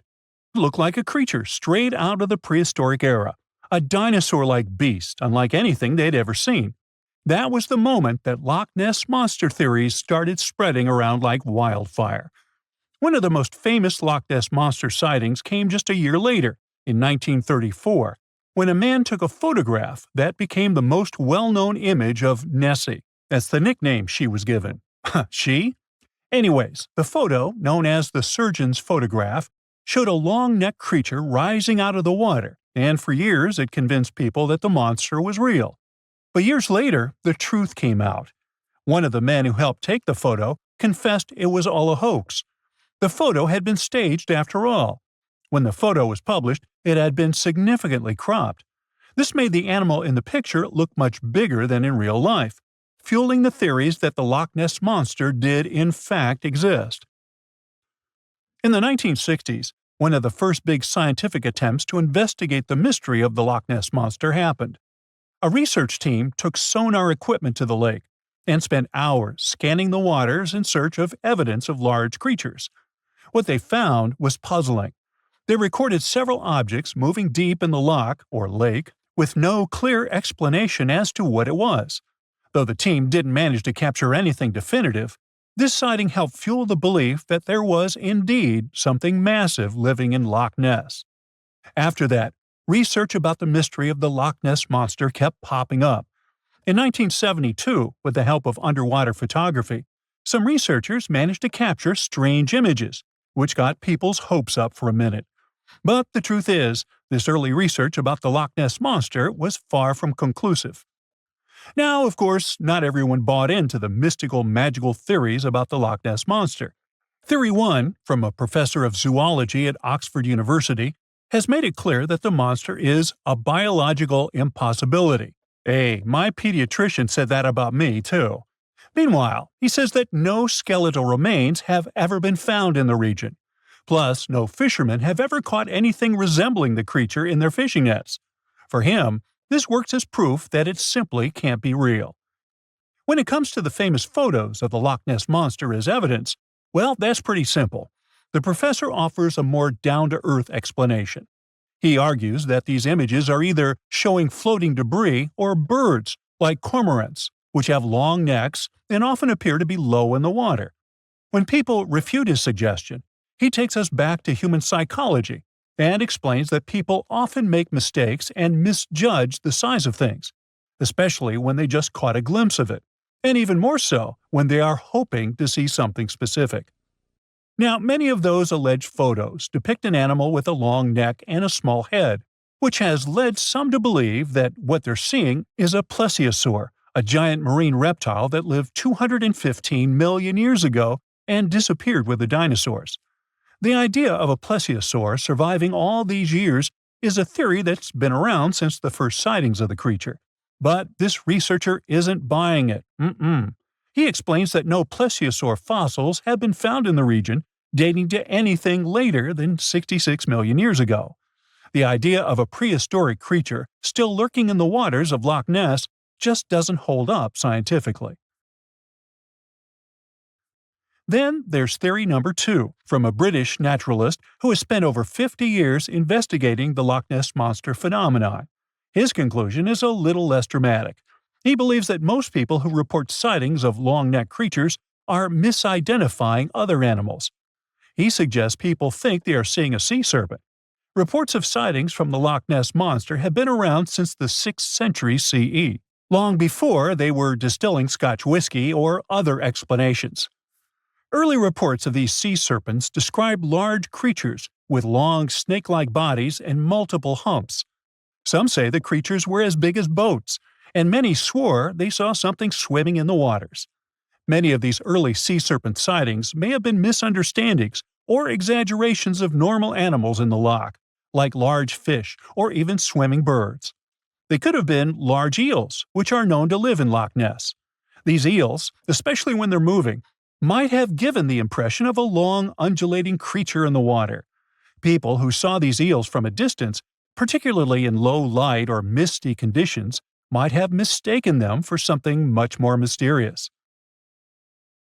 Theory number 3 says something else. Nessie is just a series of standing waves. These happen when two boat wakes move in opposite directions, creating a big hump in the water that could look like a creature from a distance. Loch Ness enthusiasts even showed how it works, with footage from Fort Augustus, where a river meets Loch Ness. These enthusiasts had big plans to use drones with infrared cameras and special underwater microphones to search the loch. Now, Loch Ness is massive, stretching around 23 miles long and more than 700 feet deep. So, they thought they needed drones and infrared cameras to put an end to this discussion. But despite everything, they haven't found Nessie. But it's not only the Loch Ness Monster that lacks scientific explanation. There have also been scores of sightings of Yetis and Sasquatches that no one can really explain. Folks have made movies, dreaming of finding the truth about these creatures. But, according to recent research and evidence, it looks unlikely that we'll ever find definitive evidence of their existence. Science says they can explain Sasquatch sightings, and this is how.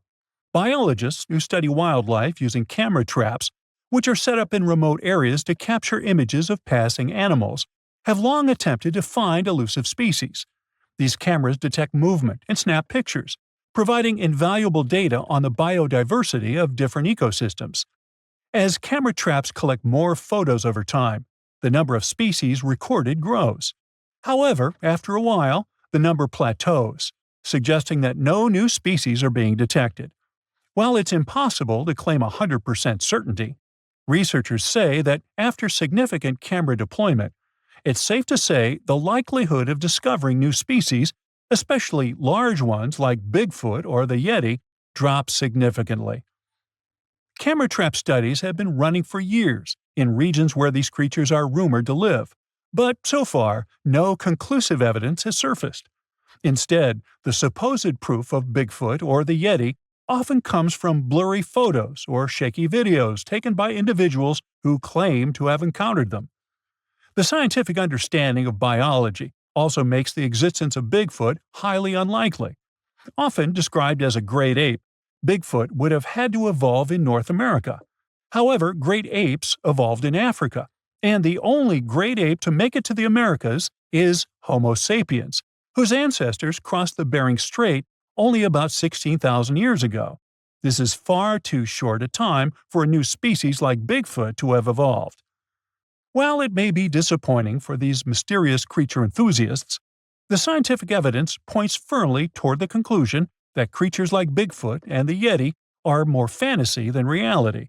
After decades of extensive scientific research, it's safe to say that yes, science has solved the mystery of the Loch Ness Monster, and it's pure fiction. So, what do you think? The whole internet is buzzing about an unusual discovery on Google Maps in Antarctica. Southeast of Japan's Showa Station, someone noticed a giant door standing out in the icy landscape. Some call it Bigfoot's vacation home, or a shuttle from Star Trek. Others say it's a blown-off Boeing door that somehow ended up in the snow. Scientists have a way less exciting explanation.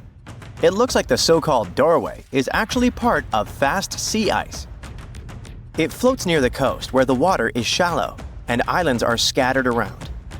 This spot could simply be an iceberg that got stuck and is slowly melting right where it is. You can see other icebergs nearby in the same area. Ice flowing around a solid underwater rock could have formed a natural pattern.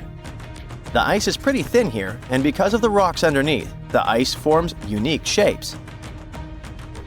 Geologists add that the mysterious find is just a rocky ridge sticking up because the ice level has dropped a bit. The top of it is the ridge, and the sides are two snow tails, long streaks of snow shaped by the wind. These snow tails show which direction the wind usually blows in this area. The previous mysterious Google Maps find in Antarctica was a pyramid that turned out to be a mountain. You can easily find it if you scroll all the way to the Ellsworth Mountains. It's the tallest mountain range in Antarctica, and it stretches for almost 250 miles. It's not the first pyramid on this continent, as explorers from the British Antarctic Expedition found another unusually shaped mountain and nicknamed it the Pyramid. But this one didn't have a pyramid shape after all, so nope, there are no pyramids in Antarctica. Sorry to ruin it for you. In 2011, scientists from Chile found a strange fossil in Antarctica that looked like a squashed football. It received the nickname The Thing because it looked like something from a science fiction movie. It turned out it was a giant soft-shell egg from around 66 million years ago. It was more than 11 inches long and 7 inches wide. The only bigger egg ever found was of the extinct Madagascan elephant bird, which was 1.5 times as tall as Michael Jordan. The Antarctic egg is also special because it's the first fossil egg ever found in this part of the world. So, whoever left it there must have been huge, probably a giant sea reptile that lived long ago, like a mosasaur. This is surprising because most scientists thought these creatures didn't even lay eggs. The egg is also unique because it has a thin eggshell and no pores, which is totally different from most dinosaur eggs. Scientists did a lot of work and studied 259 types of living reptiles, like lizards and snakes, and their eggs. From this, they figured out that the creature who laid the egg was probably at least 23 feet long, not counting her tail. During the late Cretaceous period, this part of Antarctica must have served as their nursery. Paleontologists have found bones of tiny mosasaurs and plesiosaurs in the same area, as well as bones from the grown-up ones. If you've ever lost your ID and still can't find it, try looking under the Antarctic ice. Well, at least it worked for a man who was reunited with his security access card after 21 years. Rod Budd, a technician studying sea life on the Antarctic seafloor, spotted the card while he was diving at a place called Cape Evans. Rod thought it might be a credit card, so he put it in his pocket and kept working. When he took a closer look, he realized it actually belonged to someone named David McCaw. The card stayed with the research institute where Rod worked for 8 more years, until they finally managed to find David. It turned out that he had never been to Antarctica.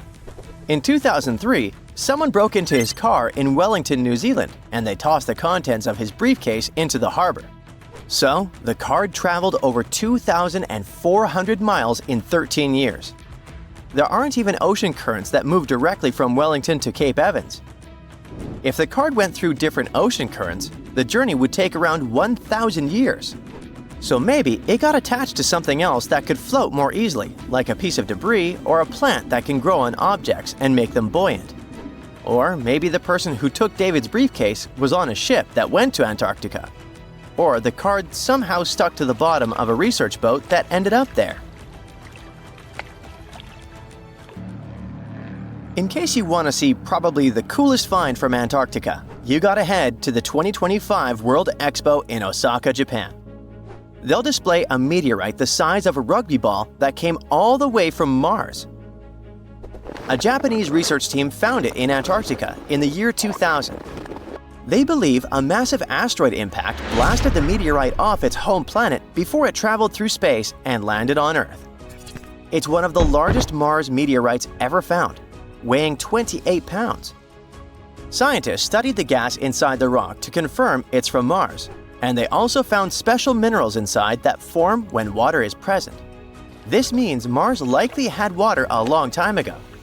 So, studying the rock may help us learn more about whether life could have existed on a red planet. A team of sound experts found a huge underwater canyon in Antarctica, thanks to bad weather. They had to pause their work at the Casey Research Station. Instead of waiting around, they decided to use the unexpected free time to map the seafloor near Adams Glacier. And that's how they found a canyon that is almost 7,000 feet deep, almost 30,000 feet wide, and stretches over 28 miles away from the glacier. The icebreaker they were on uses a special tool called a multi-beam echo sounder. It sends out sound waves in a fan shape under the ship, then listens for the echoes to create a detailed map of the ocean floor. During the mapping, they discovered just part of the canyon before they had to return to the research station. But when bad weather returned, the ship went back and mapped even more of it. They were working among waves up to 13 feet high and winds up to 50 knots, but they still managed to get about 15 hours of data to complete their map. On their way back to Australia, they stopped one last time to fill in any missing spots on the map. This advanced mapping technology is helping scientists learn more about the history of glaciers and ocean interactions in Antarctica. A scientist was browsing through satellite images for brown trails of penguin droppings and found 4 new colonies of emperor penguins in Antarctica. This means there are now 66 breeding colonies for this vulnerable species. These new colonies likely have been around for years, though they're mostly small with fewer than 1,000 pairs of breeding penguins each. Some of these colonies are close to other penguin areas, like the one that's not far from an old research station that never reported penguins nearby. One of the new colonies was found close to a place called the Lazarev Ice Shelf, where there used to be a larger penguin colony. They thought this colony went extinct in 2019, but it seems the penguins have just moved a bit because of changing sea ice conditions. If we add the newly found penguins to the total population of this breed, it doesn't change the picture a lot. But it can help scientists see how emperor penguins adapt to the changing conditions. There are plenty of fish in the sea. Some of them look totally like Nemo or Dory. Then there's the butterfly fish and fancy guppy, which is indeed really fancy. And then there's... what on earth is that? I would definitely not pay for a diving experience to see this guy. The anglerfish has the unofficial title of the ugliest animal in the world, but I wouldn't dare to break that news to it. There are more than 200 species of anglerfish currently swimming somewhere in the gloomy depths of the Atlantic and Antarctic Oceans, up to a mile below the surface.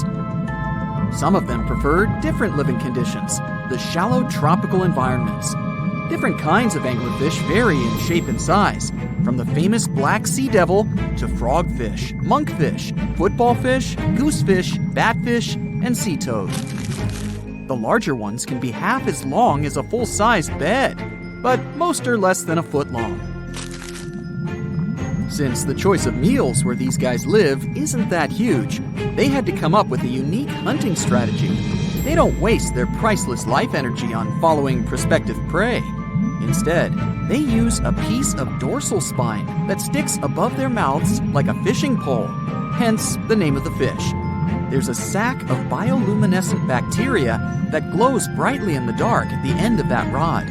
The light lures prey, and all the anglerfish has to do is wait, and then enjoy its lunch delivered right to its mouth. Their bodies are pliable and huge, so they can easily swallow prey twice their size. Deep-sea anglerfish eat whatever they can find. Species that live in more shallow water aren't picky either, and can eat anything from shrimp to snails and small fish. Only female anglerfish have the cool fishing rod feature though. So what about their males? Finding a soulmate deep under the sea isn't that easy. I mean, literally, there's no light down there. Plus, there are frigid temperatures and low oxygen levels. Anglerfish can't afford to go on many dates in those conditions, so they mate for life. And before you go aw about it, I have to tell you, they do it in quite a special way. Male anglerfish are much smaller than their ladies. The contrast is so striking that when researchers first got interested in their love life, they thought those males were actually the offspring, or larvae, hanging out next to their moms. Certain anglerfish male species have receptors that alert them that there's a female nearby. After they mate, the male bites into his woman and stays attached to her head, belly, near her tail, and other areas he can access. While they morph together forever, the female fish gets the male's cells, DNA, and reproductive organs, but loses her immune response cells. The male gets free permanent housing and nutrition. Given the current real estate prices, it sounds like a dream. But that accommodation is shared by up to 8 males, and they can't move out if they ever feel like it. You're unlikely to meet this deep-sea fish in real life, but if you meet an anglerfish in your favorite video game, remember that you can easily outswim it and make it kinder to you with tranquilizing arrows.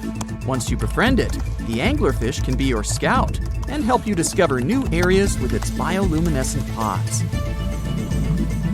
Back in the real world, down in the twilight zone of the ocean, about 650 to 3,300 feet down, the anglerfish isn't the only creature you're lucky you'll probably never meet. Many of the locals look like they come straight out of science fiction or horror movies, but that's because they had to adapt to this dark, deep world. I did my best to get you prepared for the creatures you're going to meet, starting with the common fangtooth. They spend most of their lives deep down, but at night, they move toward the surface to snack. These guys are more active than most other deep-sea dwellers. They don't wait for food to come their way, but actually follow it, and then get it with their long, hungry teeth. They don't have a built-in light bulb like the anglerfish, so they've developed a great sense of smell and use as much sunlight as they can get there in the depth to get around. Sometimes, even the shadow of a passing by prospective prey is enough for them to switch to action mode. And though they don't look too charming, they're completely harmless to humans if you ever run into one of these guys. Stoplight Loosejaw sounds like a great name for an alternative band. But it's actually another deep-sea resident with sneaky hunting habits. It has special light-producing photophores under each eye. They emit green and red light like a stoplight, hence the name of the fish. Unlike other fish, these guys hardly ever leave the twilight and midnight zones. Their lower jaw is a quarter of the total body length, and the stoplight keeps it open all the time, hoping to get some lunch. It looks like a ferocious predator, but mostly prefers zooplankton, with an occasional dessert of shrimp, krill, and fish. I'm sure you didn't expect to meet a hybrid of an eel and a bird, but here it is! The slender snipe eel has a beak, much like that of a bird, with curving tips. The beak is equipped with tiny hooked teeth that the eels use to catch the antennae of delicious shrimp. And it sure is slender, stretching up to 5 feet and weighing only a few ounces. Scientists don't know all of this guy's secrets, since it's pretty tricky to study in their natural habitat. But it looks like they only produce offspring once in a lifetime, and then pass away. Glass squids like to take it easy in life and literally go with the flow. They're filled with a solution which is lighter than water, so they don't have to make any effort to move around the deep sea looking for food and partners. These creatures are transparent, so they blend into any landscape and don't even cast a shadow while moving. Talk about a great survival tactic. If danger finds it anyway, it can transform into a lumpy ball, pushing its head and tentacles into its mantle cavity. It can also release ink into the mantle and go from transparent to black. The same ink can protect it against hungry whales and seabirds. Another tactic they use to scare off predators is to activate their light-emitting organs around their eyes. I'm getting hungry. Maybe I can snack on this sea cucumber. Ouch, it's moving! So I guess it doesn't belong in a salad after all. These soft-bodied fellows live in all parts of the ocean, from shallow waters to the deep underwater world. Most of them slowly move around with their tiny feet, but some crawl around by flexing their bodies. Sea cucumbers can shed their internal organs when there's a predator approaching. Those sticky organs distract the intruder, and the happy cucumber moves on and just grows the organs back. What's that glistening in the distance? Looks like someone dropped gems in the water. That's a sea sapphire, also known as the most beautiful animal you've never seen. Some males of this type of copepod can change color from deep blue to purple, red, or gold. 1 second later, it's gone. And it's back, shimmering bright. The secret to this magic is that their bodies are transparent and reflect light differently at certain angles. It looks like it's their way of communicating between each other and attracting mates. Female sea sapphires don't have the same superpower, but their eyes are bigger compared to males, probably to spot them from a distance. Males roam wild and free, and their ladies stay in the crystal palaces of strange barrel-shaped jellies called salps. For years, we've thought the megalodon was just a big shark, which is scary enough. After all, it could have eaten a creature the size of a whale in just 5 bites. Estimates indicate that the largest shark that ever lived had been around 59 feet long, which is a reasonable size and explains a lot. But the scientific community was wrong. Very wrong. Now, scientists have proven that megalodons could grow up to 80 feet long, which is the same as a 6-story building. The creature would have certainly been dozens of times bigger than you if you had seen it underwater. These giants ruled the ancient oceans between about 20 million and 3 million years ago. And even though it was a long time ago, they've left a lasting impression, becoming the protagonists of many movies. And scientists continue to search for answers about their life. Thanks to this, we still occasionally find their fossils. But the thing is, no one has ever found a complete skeleton. All we have are scattered vertebrae, a few scales, and, of course, those massive, razor-sharp teeth. The most complete piece we know of is a 36-foot section of a megalodon's spine. it was once part of the trunk of the animal's body. So, to assess just how big the megalodon was, experts compared its fossils to more than 150 species of sharks, both those that are alive and those that have gone extinct, to get the most realistic result possible. If the megalodon had had the proportions of a regular shark, it would have had a 6-foot head and a 12-foot tail. It would have also stretched 54 feet from nose to fin. But these measurements are way off the mark. The largest megalodon vertebra ever found is 9 inches in diameter, which makes it 3 inches larger than the largest vertebra of a typical shark. And if we follow these proportions, that megalodon was a whopping 80 feet long. To better understand how giant this is, just think of 2 school buses lined up end to end. For a long time, it was very common to think that the megalodon was just a giant great white shark. And it makes sense, right? I mean, both would have had large, terrifying, serrated teeth. But that was another completely wrong idea. Now, we know that megalodons were actually much more slender and aerodynamic than the modern great white shark. Their body shape was built to cut through the water with much less resistance, minimizing the effects of gravity in the sea, letting them glide effortlessly through the ocean. Now, if Megalodon wasn't just another great white shark, what other animal of the same species was it most similar to? Surprise! In fact, it had more in common with the modern lemon shark. This species has robust and powerful bodies, 2 large dorsal fins, and blunt snouts, which makes them really fast and agile hunters, like prehistoric predators. In other words, while thinking about the megalodon, you can imagine a giant, turbocharged lemon shark. This is the most modern comparison of the megalodon with another animal, unless scientists find a complete skeleton of the ancient shark.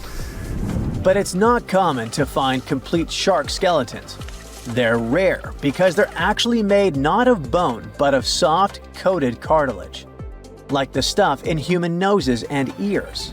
Their teeth are the boniest part of their bodies, and it's the reason why we've found so many of them. Yet, a complete skeleton is like scattered puzzle pieces to us.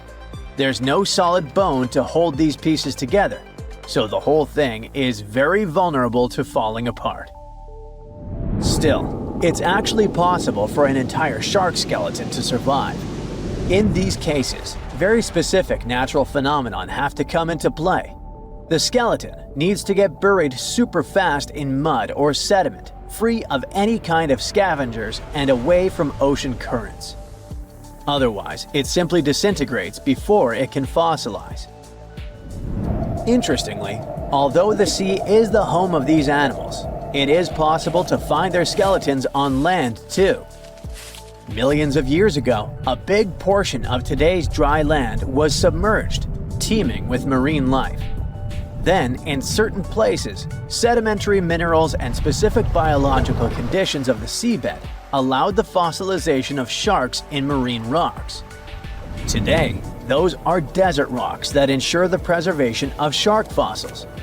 But in any case, searching for a shark tooth in a desert is like looking for a needle in a haystack. But finding an entire fossilized skeleton embedded in a rock is like hitting the jackpot. Another unexpected discovery is that these prehistoric sharks were not born small and cute like regular baby sharks. A newborn megalodon could reach almost 13 feet in length. That's more than twice the height of the average human. Imagine a shark the size of a boat from the moment it's born. Now, although we don't have all the information about the giant of the seas, it's a fact that it's one of the most famous animals in pop culture worldwide. Not only has it inspired several movies, but some people also insist that the megalodon is still alive. Scientists say it's not. The megalodon didn't survive the test of time, and it would be impossible for such a giant creature to dwell in the seas without us noticing it. First, it was a super predator, It hunted whales, dolphins, and other large marine animals. If the Meg was still around, its presence would completely change the balance in the oceans. It would have huge impacts on marine ecosystems, regulating populations and influencing the size and behavior of the ancient shark's prey. A good example is whales. They wouldn't have grown so big if the Meg still hunted in the oceans. This only happened because there was no super predator in the way. If the giant shark was still in our oceans, species like the blue whale would be tiny, as they would need to develop and adapt to be able to escape constant attacks. The lives of the workers of the sea would also be completely different. Fishers would have to avoid certain areas, ships would change routes, and even maritime tourism would be risky. Going for a swim and coming across a shark over 65 feet long? Not worth the risk. Plus, if the megalodon was still out there, we would have some proof. Commercial fishing catches millions of sharks every year, and a monster of this size would not go unnoticed. Not to mention that with all of today's technology such as drones, satellites, and submarines at our disposal, someone would have already recorded an encounter with this living legend. By the way, most sharks, like most fish, are cold-blooded. But the reality for Megalodon was different. This giant was able to keep its body warmer than the surrounding ocean. This gave it an advantage over other sea creatures, allowing it to remain fast and active even in colder waters. It was a survival advantage that other animals of its kind did not acquire during their evolution. One of the most famous theories is that the Meg lives in the Mariana Trench, but scientists are sure that it doesn't make any sense. This region is poor in food and has many tiny creatures, which would not be nearly enough to sustain a large predator. In addition, there's a lot of research studying countless sharks that live in the ocean depths, and none of them come close to the size of the Megalodon. So, does the Megalodon still exist? Definitely not, but that doesn't mean it isn't any less mysterious and fascinating. Okay, are you ready for an epic fight between two prehistoric predators? Well, hang on. Look at this creature. You know it. An ancient shark about 65 feet long that used to swim through the dark waters of the world's oceans and was so terrifying it had no enemies. Well, almost. Scientists have recently discovered the remains of another ancient predatory fish off the coast of Australia, a fish that lived around the same time as Megalodon. It was small, about the size of a dolphin, but it could pose a danger to the infamous shark. How is it possible if this creature was many times smaller? Well, let's take a look. This monster is called Janjucetus, and technically it wasn't exactly a fish. It was a distant relative of the modern baleen whale. Outwardly, it may seem quite cute, similar to that baleen whale I mentioned, but you wouldn't want to meet it in the ocean. It had the massive skull of a whale, large eyes the size of tennis balls, and a short snout with an immensely powerful jaw filled with razor-sharp teeth. In other words, it was like a shark version of the baleen whale. Janjucetus lived during an ancient period called the Oligocene, which was about 33 to 23 million years ago. At that time, there was an incredible abundance of life in the world's waters. Giant penguins, small whales, sharks 2 to 3 times larger than modern ones, primitive dolphin species, and many other unusual creatures.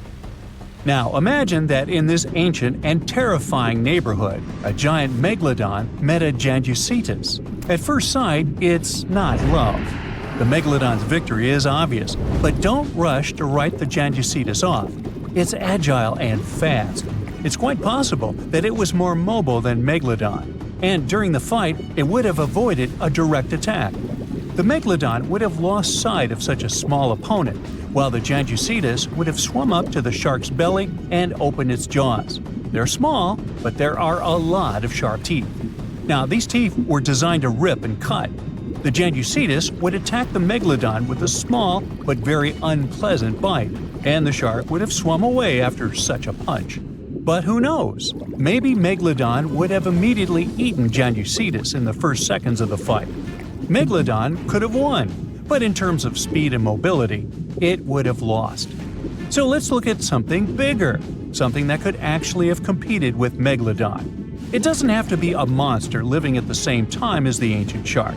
We can make our own rules.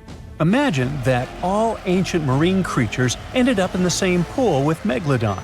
So its next opponent is the Liopleurodon. Now initially scientists thought that this monster could grow to be 82 feet long, which is even larger than Megalodon. But more accurate studies have shown that it only reached 32 feet, which is about the size of a modern orca. The Liopleurodon lived in the waters of Western Europe around 160 to 155 million years ago and shared territory with other dangerous reptiles such as ichthyosaurs and plesiosaurs. Yes, it was smaller than them, but it had one big advantage. The Liopleurodon possessed one of the largest jaws in the animal kingdom, which accounted for about 20% of the total length of its entire body. That's a mouth. Its jaws were about 6.5 feet long. A huge, toothy mouth the size of an adult basketball player filled with smooth and dagger-sharp teeth, ideal for cutting steaks and peeling ammonite shells. And by the way, scientists suspect that ammonites and squid were the creature's main diet. This super predator was also a very fast and agile creature that ambushed and attacked its prey from below. Megalodon would have been in big trouble. The grip strength of a Liopleurodon would surely be more powerful than that of Megalodon. Besides, the Liopleurodon's size and mobility would allow it to attack the enemy from different sides. It's probably why Megalodon would have lost in that fight. The next opponent for our Megalodon is the Dunkleosteus, and to be honest, this guy has almost no chance of defeating the large ancient shark. But the Megalodon probably wouldn't have beaten it either. The Dunkleosteus was one of the earliest predators of the ocean. It lived in the late Devonian, about 382 to 358 million years ago. Its size was about 13 to 32 feet or even less, and it also had no teeth. What? A predator without teeth? How did it survive in a dangerous prehistoric world? Well, it grabbed and chewed food with the help of special jaw growths. Those growths were so powerful that they could pierce steel, if there was any around. In a sense, these were not teeth, but bones. Okay, let's say the Megalodon grabbed this predator by the belly and it couldn't do anything with its growths. But the problem is that the Megalodon would have hardly done anything either, because the Dunkleosteus was a heavily armored fish. Just look at this shell. It probably limited its mobility, but it provided incredible protection. This monster felt like a big stone in the teeth of the Megalodon. It's unlikely that the Megalodon would have wanted to chew this stone. It would have spit it out, and both predators would have gone about their business. We've got a draw here. And now, the final match. Here's the next opponent. You see anything? Is this enemy invisible? What's happening? Ah, there it is. Meet the Telemonstrum. It's a tiny ancient monster just 11 inches long. Huh? What can it do to a giant shark? Next to the Megalodon, the Telemonstrum is like a box of matches compared to a human. But if the Megalodon had had a developed brain, like people do, it would have been very scared of this creature and would have immediately swum away. Many people scream and run away in fear when they see a creepy insect crawling or flying, or when a mouse runs across the floor. Some of us jump on the couch in horror. Not all of us, but some. The Megalodon would have jumped out of the water like a dolphin if the Telemonstrum had charged at it. Just check it out. It looks like an underwater bike with a long trunk with a jaw at the end. And these handlebars, where you would put your hands to control your bike, are the eyes. It's like the eyes of a hammerhead fish, only thinner and longer. The body of a squid, cuttlefish fins, snail eyes, and a toothed proboscis. This is a horror movie character. Scientists say it probably hunted jellyfish, small fish, and shrimp. And it didn't chew the food, it licked it like ice cream. Obviously, it's not an opponent for the Megalodon, but it's still a creepy monster. Well, what would have happened had it really started a fight with the Megalodon? It would have been difficult for the ancient shark to find it. It would have been unlikely to catch this tiny monster in the mouth, and the Telemonstrum wouldn't have been able to do anything to the Megalodon either. However, I can think of one strategy. The creepy creature had a long trunk. What if it had just swum under the Megalodon's fin and started licking it? If the shark had felt the tickles, then it would probably have worked. But most likely, they wouldn't have fought each other. It seems like they would have made perfect friends. The Telemonstrum lived about 300 million years ago in shallow seas and estuaries that covered the territory of the U.S. When scientists discovered this creature in 1955, they were shocked because no one had any idea what it was. Experts compared it to worms, tunicates, conodonts, mollusks, and vertebrates. And do you know who it really was? Well, scientists still have no idea.